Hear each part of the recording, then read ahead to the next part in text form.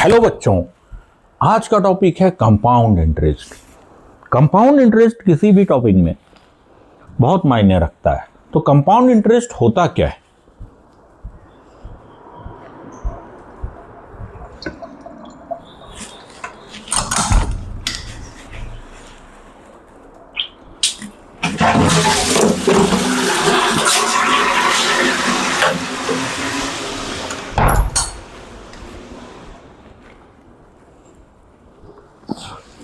Compound interest में आज हम लोग देखेंगे कि होता क्या है। सबसे पहले केस 1,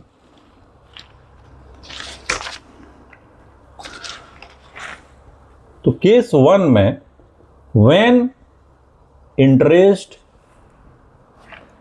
कंपाउंडेड एनुअली, जब भी एनुअली होता है उस समय फॉर्मूला क्या होता है कि a amount P principal 1 + R/100 is T। दूसरा केस में हाफ ईयरली, हाफ ईयरली में ये P 1 R/2/100 और यहां पे 2T। तीसरा केस में क्वार्टरली, तो यहां पे हो जाता है A P 1 R/4/100 और 4T। और जब इंटरेस्ट चौथा R1%, R2%, R3 और सो ऑन, तो इस केस में A बराबर P 1/R100 A + R2 A + R3 ये चलते रहेगा। तो ये कंपाउंड इंटरेस्ट का फॉर्मूला है। कंपाउंड इंटरेस्ट में हम लोग डिफरेंट टाइप ऑफ प्रॉब्लम्स देखते हैं। यहां तक क्लियर होने के बाद हम लोग अब देखते हैं कि इसके रिगार्डिंग क्या क्या प्रॉब्लम्स आते हैं। आप ये देखोगे, सबसे पहले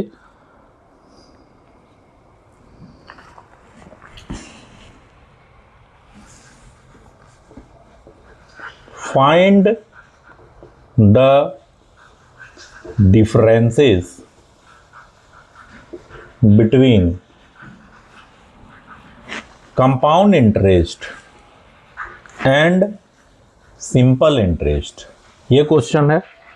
फॉर द सम ऑफ 1500, मतलब 1500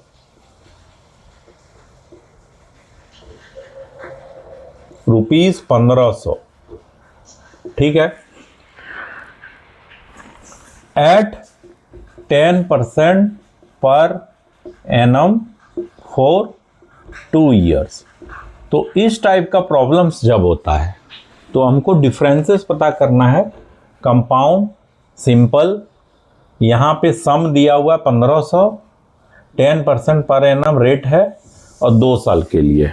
तो सबसे पहले इस सब में क्या करना है कि सम फॉर्मूला क्या होता है कि जब हम अमाउंट निकालेंगे तो सम R²/100, ऐसा हम लोग लिख सकते हैं।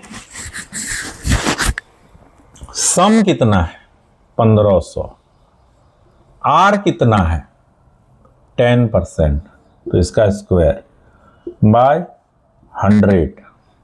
अब कितना आएगा,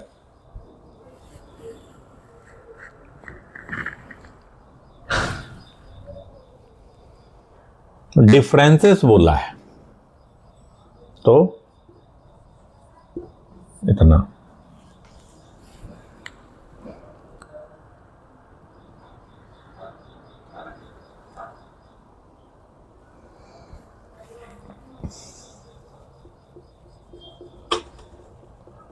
यहां पे हम लोग देखिए, अगर आप लोग डिटेल जाना चाहें तो 1500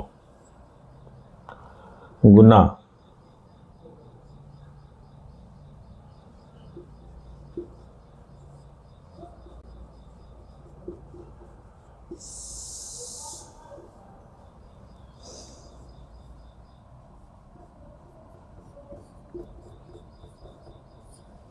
ये आंसर है इसका। यहां तक क्लियर है। अगला question,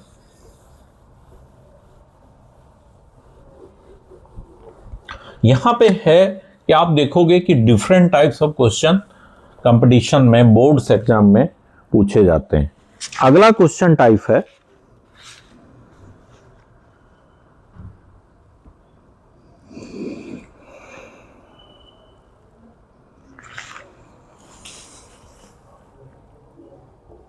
find the CI compound interest 1 rupees 8,000 मतलब 8,000 पर एट 10% पर एनम फॉर 3 years। ऐसे टाइप के क्वेश्चन के लिए सबसे पहले 3 साल का बोला है, तो 10% के लेके SI 3% 30% हो जाएगा 8,000 का। कितना आएगा? 2400। यहां तक तो हो गया क्लियर। अब जो सवाल पूछा है कि दोनों का जो डिफरेंसेस है, एक तो SI 2400 आ गया, इसके बाद कंपाउंड में और एक होगा कि 3 इंटू 10 स्क्वायर बराबर 100 प्लस 10 क्यू 100 स्क्वायर, ये फॉर्मूला है परसेंट ऑफ 8,000। तो ये आएगा 248। 2400 में 248 को जोड़ दें तो आपका आंसर आ जाएगा।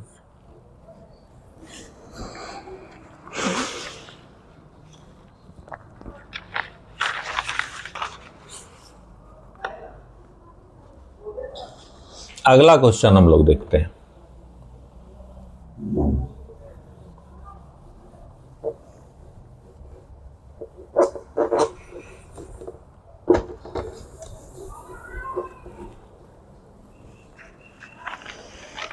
क्वेश्चन है, in what time will rupees 390,625 amount to rupees 456,976 at 4% compound interest. अब ये पूछा है कि कितने समय में इतना अमाउंट, इतना 4% कंपाउंड इंटरेस्ट में होगा। तो सबसे पहले जो फॉर्मूला है अमाउंट का पूछा है, तो सबसे पहले हम लोग अमाउंट से चलते हैं। A बराबर P1 प्लस R बाय 100 और T, ये हो गया। अब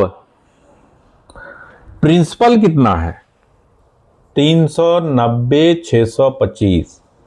1 प्लस R 4 समय मांगा है बराबर 4 5 6 9 7 6। यहां तक आ गया। अब बस इसमें सॉल्यूशन का ही कमाल है। क्या होगा? तो जब हम लोग सब काट कुट के ये करते हैं तो 4 ईयर्स आंसर आएगा इसका। बस ये फॉर्मूला बेस्ड है।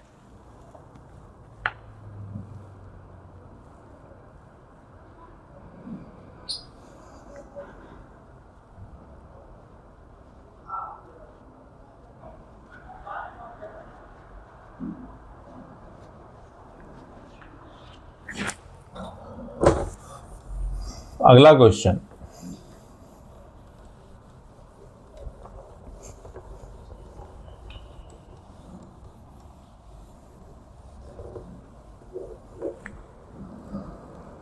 अगला क्वेश्चन है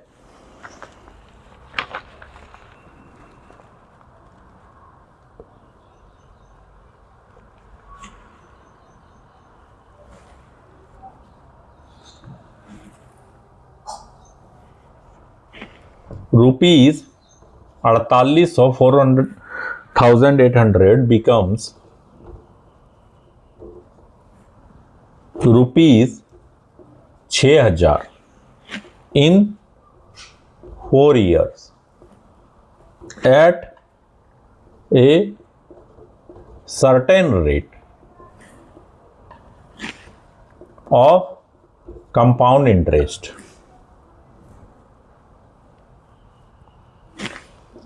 What will be sum मांगा है after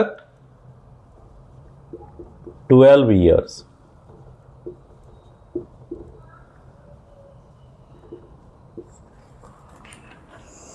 क्वेश्चन है कि 4800 6000 हो जाता है 4 साल में कंपाउंड इंटरेस्ट में, तो what will be sum after 12 years. ठीक है, तो रिक्वायर्ड अमाउंट पर हम लोग जाते हैं अगर, तो अमाउंट कितना है हम लोगों का 4800 और 6000, तो सबसे पहले 6000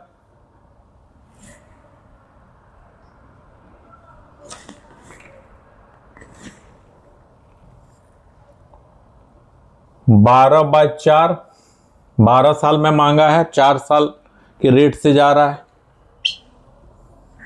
दूसरा है 4800, फिर से वही 12/4 -1। अगर हम लोग इसको सॉल्व करते हैं तो 6000 4 तिया 12 पर स्क्वायर 3, इसको सॉल्व करेंगे तो 4800 पर 2, तो टोटल 9375 रुपीज आएगा। ये इसका आंसर है। आप लोगों को इतना दूर तक समझ में आ रहा है? तो ये है कंपाउंड इंटरेस्ट। इसके रिगार्डिंग और सारे प्रॉब्लम है, मैं बताते रहूँगा आपको। यदि कुछ भी चीज़ समझ में नहीं आ रहा हो तो आप इसमें सवाल कर सकते हो। Thank you.